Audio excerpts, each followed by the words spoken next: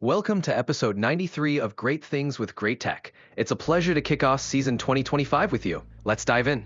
Excellent. I thought I was going to do the intro, but that worked. Let's keep it with you doing the intro.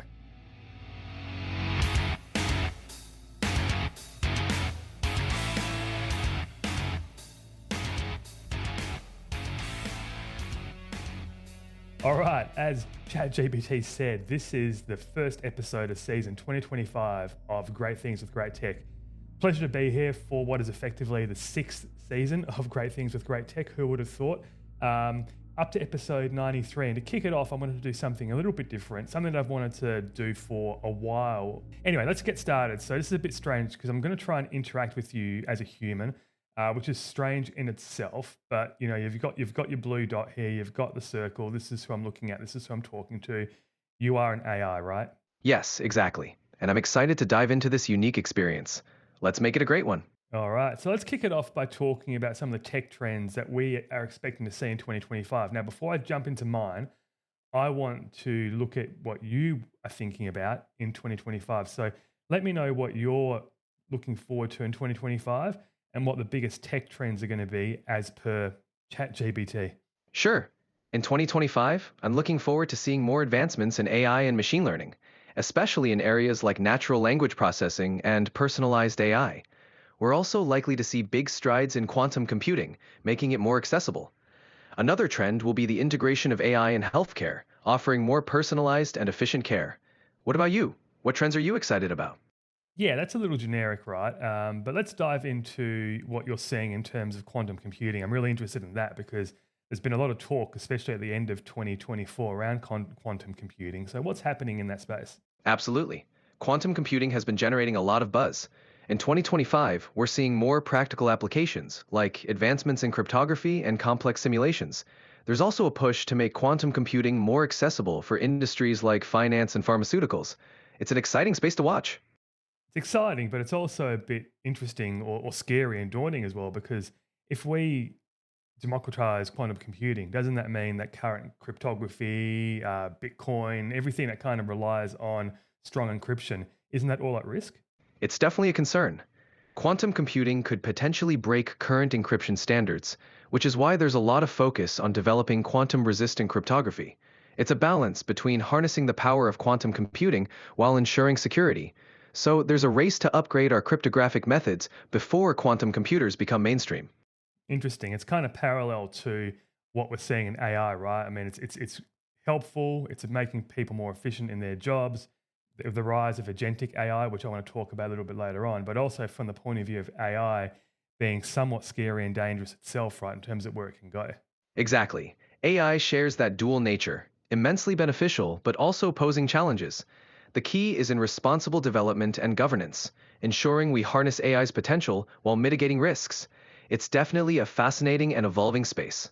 Yeah, so let's talk about agentic AI. So number one, what is that? Tell our listeners what that actually means, because is that just a fancy way of saying that an AI is going to interact with some data, make something happen due to some of the code, and then spit it out at the other side?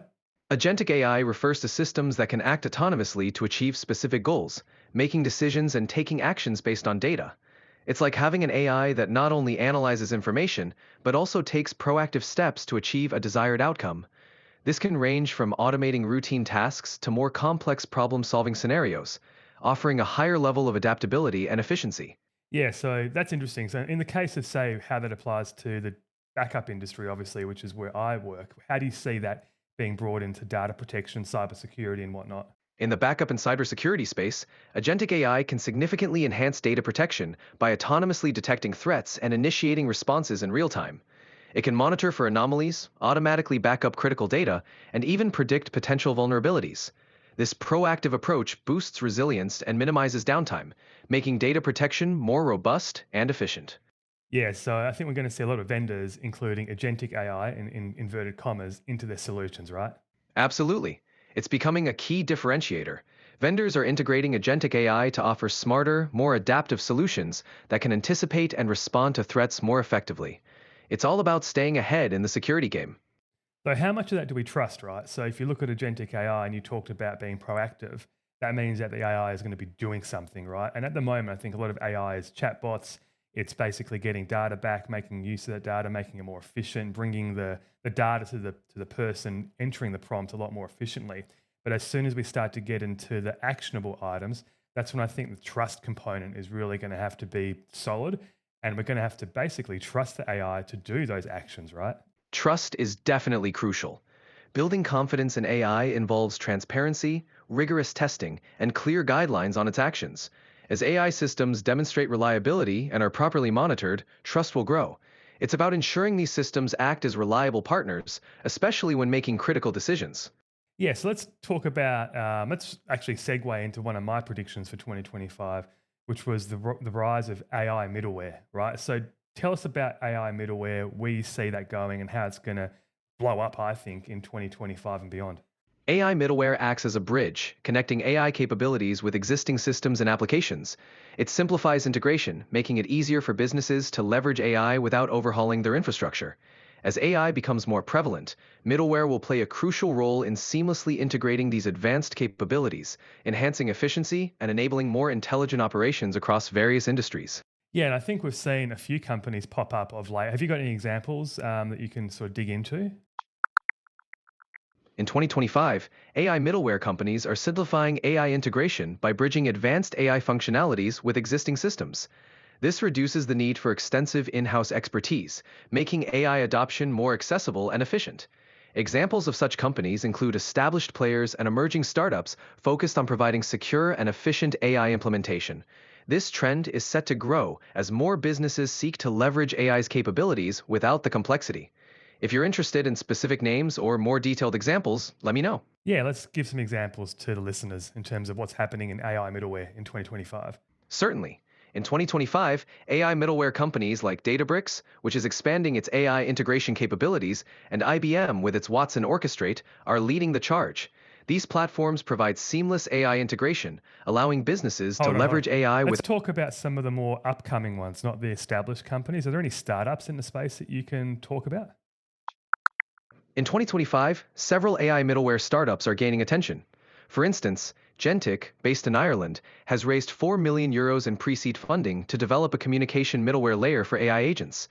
Rena Labs is innovating with trustless on-chain AI solutions and has secured $3.3 million in funding. WebAI, founded in 2019, focuses on privacy-focused AI solutions, enabling organizations to deploy AI models locally on devices. These startups highlight the growing trend of specialized middleware solutions in AI.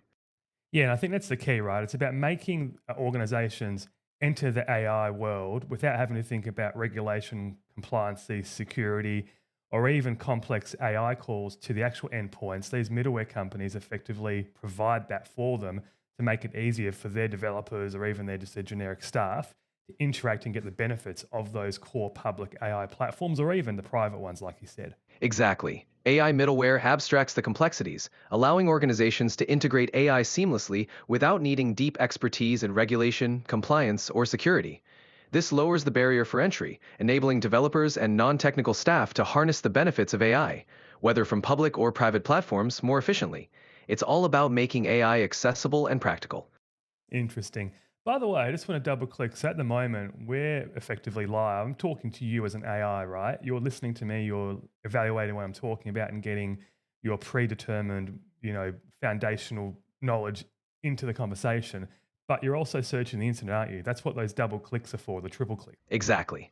I'm combining what I've learned from our conversation with fresh information to provide the most relevant and accurate responses. It's a blend of foundational knowledge and up-to-date insights. That in itself is something I think that's going to take off in 2025, right? That sort of molding of search, what's on the internet, all the news that's out there, looking up the latest news, the latest information, and then applying that with foundational knowledge to make the AI responses even stronger, right? Even better. Absolutely. The integration of real-time data with foundational knowledge makes AI more dynamic and context-aware, enhancing its ability to provide relevant and timely responses. This evolution will definitely be a game changer in 2025 and beyond. So just to test that out, so give me some of the hot news that's out this week from CES 2025. There's that click. At CES 2025, Panasonic unveiled the Z95B OLED TV, known for its advanced display and audio features. Hold on, just give me NVIDIA, NVIDIA. intro- What did NVIDIA release? You were about to say it, but tell me what NVIDIA released. NVIDIA introduced the GeForce RTX 50 series GPUs, featuring enhanced performance and new AI-driven graphics capabilities. They're designed to handle more demanding gaming and creative workloads, pushing the boundaries of visual realism and performance. Excellent. On the mark. So there you go. So we just had a conversation with the AI talking about something that happened literally less than a week ago. So that in itself is really amazing. So let's now jump across to finish off my tech trends of 2025 and get some feedback from you about it. So I think there's going to be an increased sophistication of AI-powered threat cyber attacks, right? Because what we've seen, I've talked about it for years, the pointy end is getting pointier. And I think in 2025, this is only going to get more serious for organizations. Can you talk about the threat that AI poses in terms of bolstering malware, cyber threats? Absolutely. AI is a double-edged sword in cybersecurity. On one hand, it enhances security by detecting threats and responding in real time. On the other, cybercriminals are leveraging AI to create more sophisticated attacks, like AI-generated phishing, adaptive malware, and automated exploits. This increases the challenge for defenders, requiring advanced AI-based countermeasures to stay ahead. It's a constant cat-and-mouse game, making proactive cybersecurity strategies essential for organizations. Absolutely. And what about the dark web? There's a lot of LLMs, dark bard, XXXGBT that exist on the The dark web. What can you talk about that? Because I'm really interested in that. And I think a lot of people need to understand exactly what's out there and what's available on the dark web that can be accessed so easily, not only by the professional cyber gangs, but also the old script kiddies and kids that just want to see the world burn. The dark web is a hidden part of the internet that requires special tools like Tor to access. It's a hub for various illegal activities, including marketplaces for stolen data, hacking tools, and other illicit goods. It's accessible not just to seasoned cybercriminals, but also to amateurs, making it a breeding ground for a wide range of threats. This accessibility means that even individuals with minimal skills can engage in cybercrime, posing significant risks. It's crucial for individuals and organizations to be aware of these dangers and take proactive measures to protect their data and systems.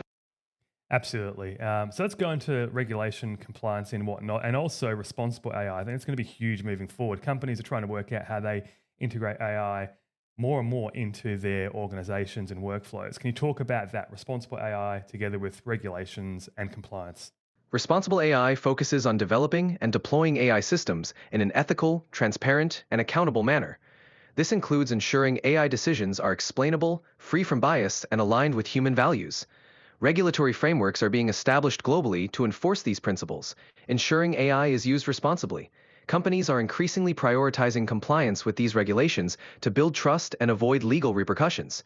This ensures AI contributes positively while safeguarding against potential harms. Awesome. Now, with that, obviously, because of that, more complexity there, are we going to see the rise of AI specific roles within organizations? I'm talking about at the senior level, right? So, say the CEO, CIO, CISO, and maybe the chief AI officer now coming into play. Absolutely. We're already seeing the rise of roles like Chief AI Officer. As AI becomes integral to business strategies, organizations need leadership focused on AI governance, ethics, and implementation. These senior roles help align AI initiatives with business goals, ensuring responsible and effective use. As AI's impact grows, these specialized roles will become even more essential. Awesome. So let's change tack a little bit and talk about repatriation of data and applications from the public cloud back on premises. What are you seeing there, and what do you think is driving that repatriation of workloads back to on-prem? Repatriation of workloads from public cloud back on premises is driven by several factors: cost management, data security, regulatory compliance, and performance needs. Organizations often find that certain workloads are more cost-effective or secure when managed in-house. Additionally, data sovereignty laws and latency requirements can necessitate keeping data closer to home. This trend highlights the importance of a hybrid cloud strategy, balancing flexibility with control. Yeah, you talk about hybrid cloud. In my opinion, though, it's also a product of the fact that a lot more organizations are able to consume an on-prem cloud as a public cloud. Automation, AI tooling, that's all helping mean that people will consume those platforms as if they were in the public cloud. One of the benefits of the public cloud was actually that. So now that it's bringing the capability back on-prem together with what you talked about, I think that's why repatriation will be a thing in 2025 and beyond. Absolutely. With advancements in automation and AI tooling, on-premises environments are becoming as user-friendly and scalable as public clouds. This allows organizations to reap the benefits of cloud-like consumption models while maintaining control over their infrastructure.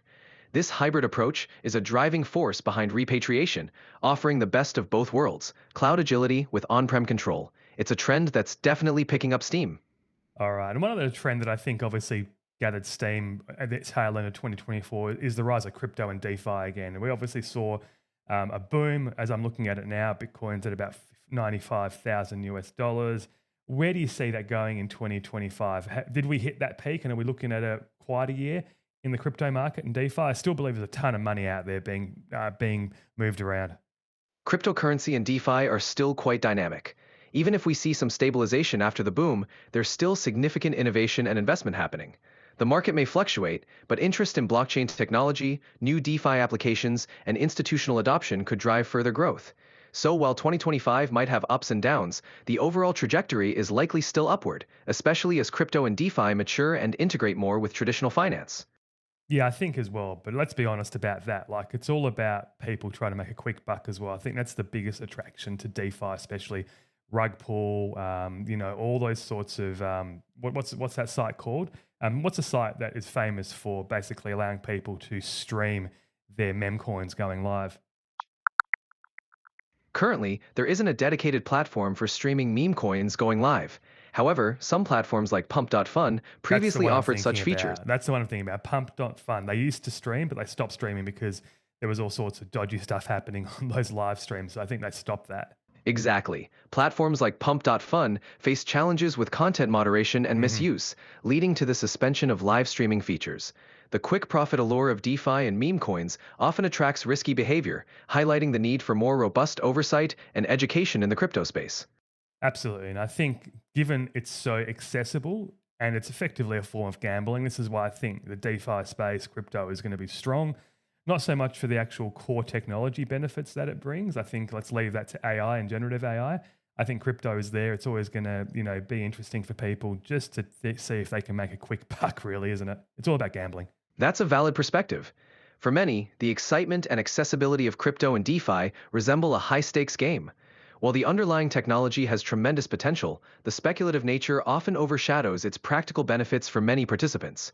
Balancing the excitement with education on the technology's real-world applications is crucial. All right, let's finish off talking about the data protection space. It's obviously where I live, where I learn. Where do you see data protection going in 2025? In 2025, data protection is evolving to address growing cyber threats and regulatory demands. Expect increased use of AI and automation for threat detection and response, as well as a greater focus on zero-trust architectures and decentralized data protection strategies. With the rise of hybrid and multi-cloud environments, ensuring consistent protection across all platforms will be key. Ultimately, data protection will become more proactive, adaptive, and integrated into overall business strategies. I love that as a finish up. That's great. Hey, well, look, thanks for being on the first episode of season 2025 of Great Things with Great Tech, episode 93. Is there anything else that you want to sign off with to tell the listeners about 2025? Something like maybe a little golden nugget that you have. Thank you for having me. Here's a golden nugget for 2025. Embrace adaptability and continuous learning. Technology is evolving rapidly, so staying curious and adaptable will help you thrive in this dynamic landscape. Here's to an innovative and exciting year ahead. Love it. All right. Thank you very much. And thank you for listening. This has been episode 93, the first one of season 2025 for Great Things with Great Tech. Thank you for tuning in. Here's to a fantastic season ahead. Take care. Catch you later.